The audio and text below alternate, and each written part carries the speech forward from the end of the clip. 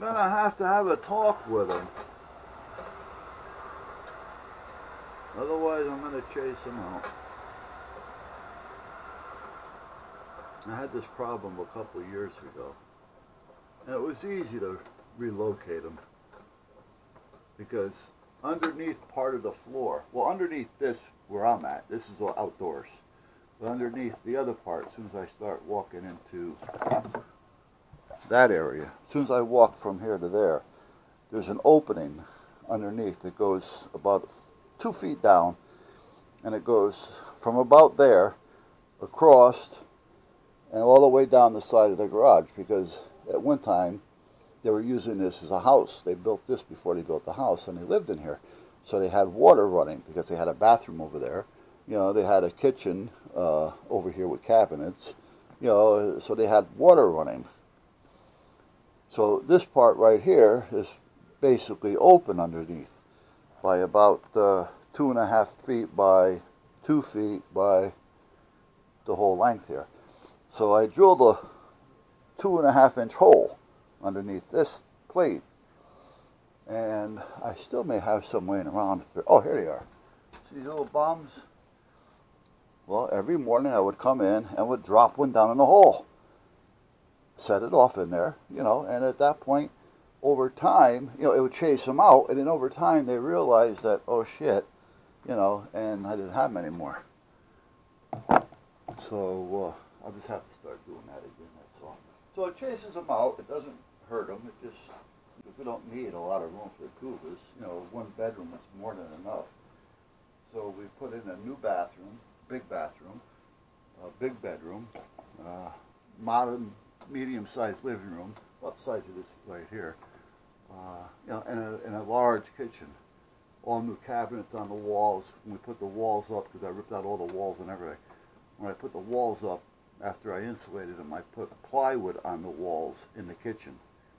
This way, no matter where I wanted to put these cabinets, I had something other than just studs to work with, you know, which was good. And then we put a drop ceiling in and all that kind of stuff. Well, out on the back porch, there was a little opening behind the gutter that I wasn't aware of. And apparently the squirrels used to use that.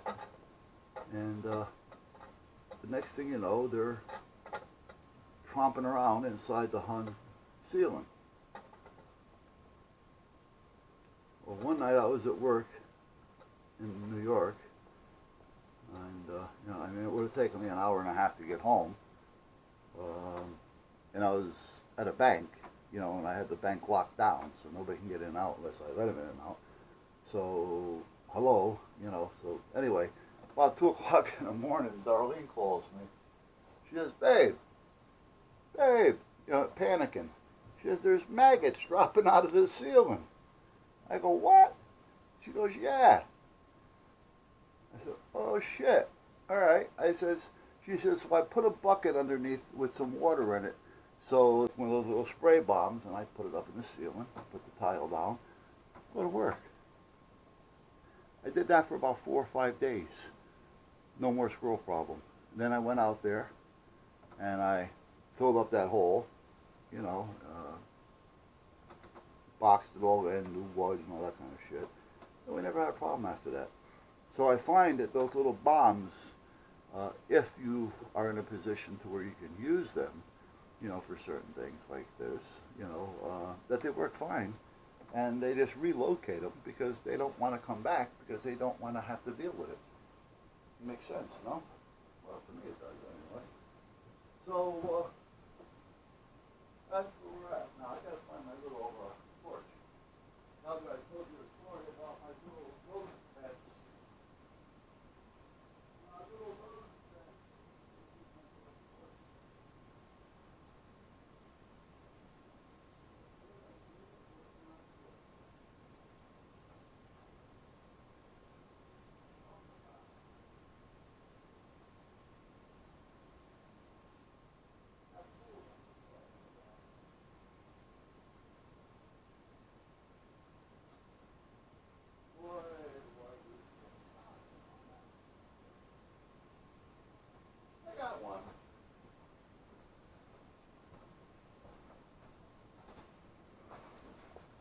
Alright.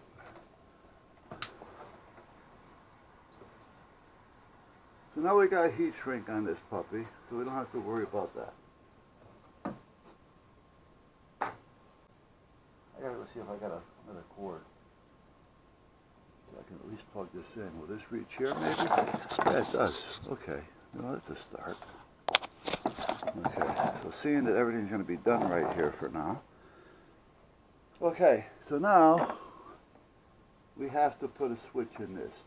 The sooner I get the switch in this, the quicker I can start running the wires, because I don't want to just run wires to it, not knowing the length of wires that I need. Well, let me see here. The black wire is going to go. See, I could have ran the power off the switch, which would have been a lot easier, because I could have taken this black wire and just screwed it to here. But I'd rather have the ground being switched this here way. Any wires or openings on the back of the switch here really haven't got any way of really shorting out anywhere. That's my theory anyway. Alright, so I gotta find some wire. If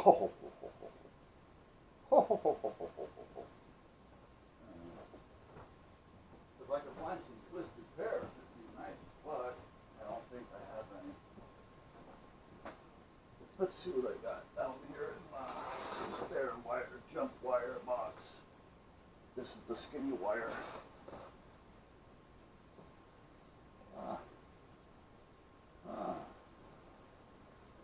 Okay, we got it covered. We have it covered. Houston, we have it.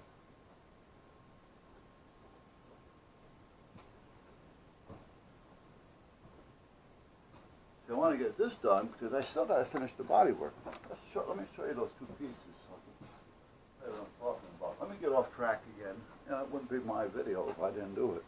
Okay, this is the one that came in the first time. This is the one that I wasn't sure if I was going to like it or not. Because it had the blade type thing on it. Like I say, it was probably really nice for styrofoam work and shaving styrofoam. And it works on Bondo. It was listed into the Bondo tool category. So it works, but you know, I did some work with it. But this is the one that just came in yesterday. And see how it's got that little bevel to it? That's the way my other one is, which is around here someplace. And you can take it. Now I don't have to worry about trying to bend it because I can work it. You follow me? And it makes it a lot easier. With this one I have to bend it, but it's always straight.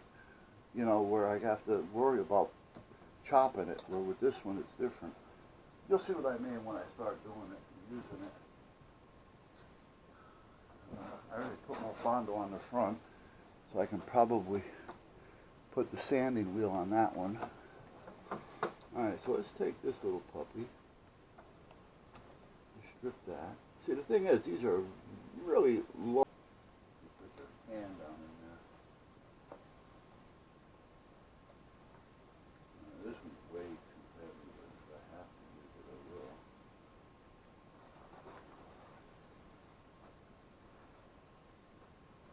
Come on, I gotta have some good thin black wire laying around here. This is crazy. Crazy. What's this? Aha! Aha! I found enough to do it all.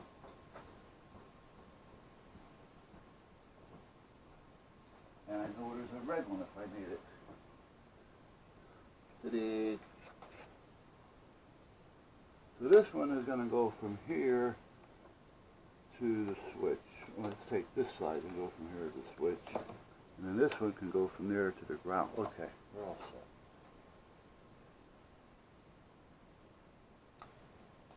Now we got it. Now we're cooking. Don't ask me what we're cooking with, but we're cooking. Glad I left the solder iron plugged in. I am.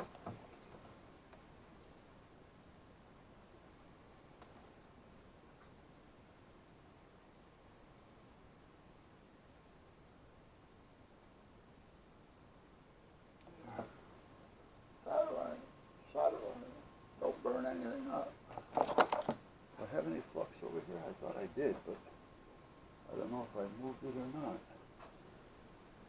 A flux. It does make the solder flow a little easier. So, does that make them more perfect than us? I don't know. Maybe we should start shedding our leaves every winter. Sure. Everybody, get naked. Yeah, that'll do it. Okay, so now this, I have plenty of wire, so I can take this and tack it up around here, so it's not going to be in anybody's way. I can also tack it around here, but I don't want to put it on this, because if somebody has to take this off, I don't want this wire attached to it. Even though they're going to be able to unplug it from the switch, again, who knows? Who knows, who knows, who knows? Okay. So this is going to go to here. Now I need another one. Okay, is that the red? That's the red. Okay, so here's the black. So this is going to go from here.